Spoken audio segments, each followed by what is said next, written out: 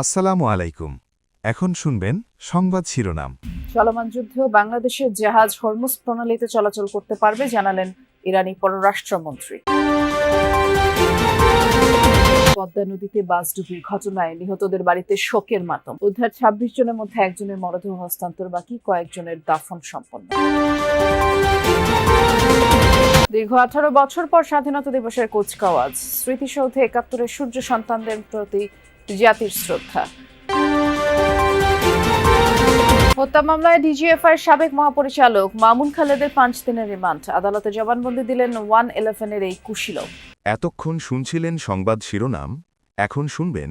চলমান যুদ্ধেও বাংলাদেশ সহ কয়েকটি দেশের জাহাজকে হরমুজ প্রণালীতে চলাচলে বাধা দিবে না ইরান, এ ঘোষণা দিয়েছেন দেশটির পররাষ্ট্রমন্ত্রী আব্বাস আরাকচি। বুধবার রাষ্ট্রীয় টেলিভিশন দেয়া সাক্ষাৎকারে সাংবাদিকদের প্রশ্নের উত্তরে জানিয়েছেন, যোগাযোগের ভিত্তিতে বৌদ্ধ প্রতিম দেশগুলোকে এই সুযোগ দেওয়া হচ্ছে, আর তাদের নিরাপত্তার স্বার্থে সশস্ত্র বাহিনী সর্বাত্মক নিরাপত্তা দিচ্ছে। যে তালিকায় চীন, রাশিয়া, পাকিস্তান, ভারত, ইরাক রয়েছে।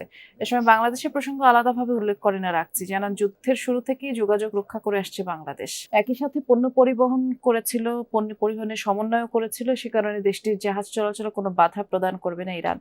বাংলাদেশে এমন আচরণ যুদ্ধ পরবর্তী সময়ে বহাল থাকবে, এমনটাই ইরানি পররাষ্ট্রমন্ত্রীর প্রত্যাশা। তার দাবি, পুরো মধ্যপ্রাচ্যই যুদ্ধক্ষেত্রে পরিণত হওয়া শুধুমাত্র শত্রুদের জাহাজের জন্য হরমুজ প্রণালী বন্ধ করা হয়েছে। অনেক দেশ এবং জাহাজ মালিকরা হরমুজ প্রণালী দিয়ে নিরাপদ যাতায়াতের জন্য ইরানকে অনুরোধ করেছিল, যাদের মধ্যে কয়েকটি বেশ বন্ধুসুলভ। অন্যান্য কারণেও তাদের সুযোগ দিচ্ছি আমরা। নিরাপদ যাতায়াতের ব্যবস্থা করে দিয়েছে ইরানের সশস্ত্র বাহিনী। চীন, রাশিয়া, পাকিস্তান, ইরাক ও ভারতের জাহাজকে প্রণালী দিয়ে পার হতে দেখেছে বিশ্ব। এমনকি বাংলাদেশও আমাদের সাথে যোগাযোগ ও সমন্বয় করেছে। প্রত্যাশা, যুদ্ধের পরও ভবিষ্যতে তারা ইরানের পাশেই থাকবে। রাজধানীর তেলের পাম্পগুলোতে আজও জ্বালানি তেলের তীব্র সংকট, চাহিদা অনুযায়ী তেল পাচ্ছেন না গ্রাহকরা। তবে বড় পাম্পগুলোর বাইরে লম্বা লাইনের ছাড়া আর কোনো কিছুরই দেখা মিলছে না। এ ব্যাপারে আমরা বিস্তারিত জানবো, দুজন সহকর্মী অপেক্ষা করছেন। আমরা শুরুতে রাজধানীর খবর জানবো, শাকিল হাসান আছেন আমাদের জন্য। শাকিল, আজ যেহেতু সরকারি ছুটির দিন, ফিলিং স্টেশনগুলোর পরিস্থিতি আপনি কেমন দেখছেন? যদিও এর আগের ঘন্টা সংবাদে দেখছিলাম প্রতিটি ফিলিং স্টেশনেই লম্বা লাইন। সহকর্মী শাকিল হাসান আমাদের জন্য অপেক্ষা করছেন। দর্শক, আপনারা এর আগে যেমনটি দেখেছেন যে ১২টার পরে রাজধানীর যে ট্রাস্ট ফিলিং স্টেশন আছে সেখানে তেলের সরবরাহ স্বাভাবিক ছিল। আমরা আরো একবার রাজধানীর খবর জানবো, তার আগে রাজধানীর বাইরে একবার যে কেউ তেল ডিপো থেকে তেল না পাওয়ায় আজকে সবগুলো পাম্পই কিন্তু বন্ধ আছে। আমি এখন দাঁড়িয়ে আছি পাওয়ার হাউস মোড়ের মেঘনা পেট্রোল একটা পাম্পে, যেখানে তেল একেবারে নেই এবং গতকাল বিকাল থেকেই এই তেল এখানে কোনো জ্বালানি তেল নেই। এর ঠিক রাস্তার অপোজিটে আরেকটি পাম্প আছে, সেটা হচ্ছে সিটি কর্পোরেশন নিয়ন্ত্রিত একটি পাম্প, সেখানেও গতকাল বিকাল থেকে তেল নেই। আজকে কিন্তু ডিপোর এরা বলছেন, পাম্প সংশ্লিষ্টরা বলছেন যে ডিপোগুলো তেল আজকে দেয়নি বলেই তারা আজকে তেল সরবরাহ করতে পারছে না। আমাদের সাথে আছেন এই যেখানে দাঁড়িয়ে আছি মেঘনা পেট্রোল পাম্পের এক কর্মকর্তা, আমি তার কাছে একটু জানতে চাইবো আসলে এই যে কেন তেল নেই এবং কবে থেকে। দৌলত দিয়ে ঘাটে ঠেকাতে পারেননি এতগুলো মৃত্যু। শেষ মুহূর্ত পর্যন্ত যাত্রীদের বাঁচানোর চেষ্টা করেছিলেন চালক, কিন্তু হঠাৎ নিয়ন্ত্রণ হারায় বাস। চোখের সামনেই ঢাল বেয়ে পদ্মায় তলিয়ে যায় যানটি। যাত্রীদের তো বাঁচাতেই পারেননি, শেষ রক্ষা হয়নি চালকেরও। সেই মর্মান্তিক দুর্ঘটনায় ২৬ জনের মরদেহ মিলেছে। স্বজনদের আহাজারিতে ভারী ঘাট এলাকা।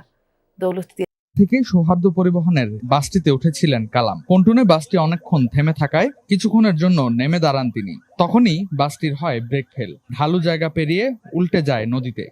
আমি তো ১৫ মিনিট গাড়ির ভিতর বসেই ছিলাম। গাড়ির ভিতর গরম দেখে আমি নামিয়ে গেছি। নামে যাওয়ার পরে পল্টনে বসেছিলাম। এই 2 মিনিট পরে এই ঘটনা ঘটছে। আমি গাড়ির ভিতর আমও ছিলাম। আমি যেভাবে বসেছিলাম আমার বাড়ানোর কোনো ওয়ে ছিল না, আমি মরে যেতাম, নির্ঘাত মৃত্যু। দুর্ঘটনার পরদিন সকালে উদ্ধার করা হয় বাসটির চালক আরমান খানের মরদেহ। দৌলতদিয়া ঘাটের কাছেই ছিল উদ্ধারকারী জাহাজ হামজা। বুধবার রাতেই উদ্ধার করা হয় বাসটি। এরপর থেকেই নদীতে চলে ডুবুরিদের তল্লাশি। একে একে ১৯ জনের লাশ উদ্ধার করা হয় রাতেই। ভোরের আলো ফোটার সঙ্গে সঙ্গে আবারও স্বজনদের ভিড় আহাজারি। তখনও নিখোঁজ অনেকেই। এই বাসে উঠেছে, মানে এই যে ব্যাগটা নিয়ে আইছিল বাইকতে, সে বাইকতে হলো একটা প্লাস্টিকের ব্যাগ, একটা কাপড় আর একটা হলো শার্ট। ওই ছাদ দিয়ে আমরা চিনছি। আসার পরে অনেক খোঁজাখুঁজি, ধরুন অনেক কিছু হলো, রাত ভর ঝড় বৃষ্টির ভিতরে থাকার পরে সকালে ভোরের দিকে আমাদের একটা লাশ পেলাম, চাচির লাশটা পাওয়া গেছে। নিখোঁজদের তালিকা করে আবারও নদীতে নামে ডুবুরি দল। উদ্ধার করা হয় মোট 26 জনের মরদেহ।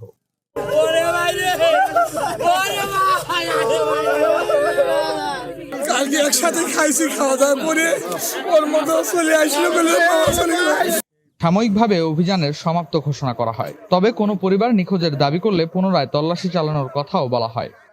আর কোনো সন্দেহভাজন কোনো নিখোঁজ ব্যক্তিকে এখানে আছেন কি নাই এটা নিশ্চিত করে আমরা স্যারদের নির্দেশনা অনুযায়ী এবং সদয় অনুমতিক্রমে উদ্ধার কাজ সমাপ্ত করব। স্থানীয়রা জানান, প্রায় ছোট বড় দুর্ঘটনা হয় এসব ঘাটগুলোয়, যার বেশিরভাগই ঘটে অসতর্কতার কারণে। বিআইডব্লিউটি অব্যবস্থাপনার কারণে এই দুর্ঘটনা ঘটে। কারণ এই ঘাটটা হচ্ছে মানে ঢালু আবার উঁচু এরকম থাকার কারণে এই দুর্ঘটনা ঘটে। 15 এই ঘটনা ডুবুরি আসে হলো তার আধা ঘন্টা 15 ঘন্টা পর ডুবুরি আসে। তাছাড়া আমাদের রাজবাড়ি যদি ডুবুরি থাকতো কিছু লোক হলে উদ্ধার করা যাইতো। বেঁচে ফেরার সম্ভাবনা রয়েছে কিনা, কতজন মোট নিখোঁজ, আর যাদের মরদেহ উদ্ধার করা হলো তাদের পরিচয় শনাক্ত প্রক্রিয়া কোন পর্যায়ে আছে? জন বাদে আমরা কিছুক্ষণ আগেও খবর পেয়েছিলাম, বাকি হস্তান্তর করে দেওয়া। দুই পাশের সরু রাস্তায় গাড়ি চলাচল করতে হয় একেবারে কোল ঘেঁষে। 5-6 জন করে একটা গুরু ফুটপাইতে বসে থাকে চিন্তাই করার জন্য। স্টেশনে দাঁড়িয়েই হাত বাড়িয়ে চলে ট্রাক যায়, বাস যায়। এইখান থেকে জাম বাজলে এইখান থেকে ড্রাইভারকে সবকিছু ট্র্যাক দিয়ে নিয়ে আনে। ছোট ছোট ঘর আর শৌচাগারের জায়গার সবই ব্যবহার হয় অপরাধীদের আশ্রয়স্থল হিসেবে। এইটারে ব্যবহার করে বেশি নীরব জায়গা পায়া ওই যে দেখা যাইতেছে সব। এখানে কখন বিপদ আসবে কেউ জানে না। বিআরটি প্রকল্পের অধীনে নির্মিত রাস্তাটি পথচারীদের জন্য এখন মূর্তিমান।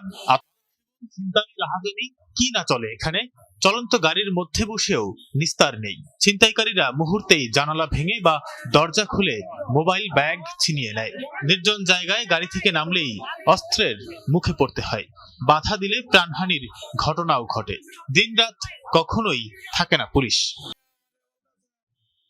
গাড়ি তো আর না জায়গা, গাড়ি ওরা নিয়ে যাইবো ছিনতাইকারী নিয়ে আমরা ভারমাইটা গাড়ি থেকে ভালাই দিয়া আরেকজন লোক বাড়িতে ওরা ধর্মাচ্ছে। সন্ধ্যার পরে এই জায়গাটা একদম খুব বাজে অবস্থা, ভয়ঙ্কর অবস্থা হয়ে যায়। তো আমরা চাচ্ছি গভর্নমেন্ট যাতে এটাকে ভালোভাবে দেখে। স্টেশনগুলো যেন আতঙ্ক বাড়িয়ে নজরদারি। রাতে ভাসমান মানুষদের দখলে থাকে এসব স্টেশন। কেউ আবার পরিত্যক্ত স্টেশনগুলোকে ব্যবহার করছেন গোডাউন হিসেবে। গোডাউন না, এটা এমনি রাখছি অনেকদিন দেখতে স্যার, অনেকদিন।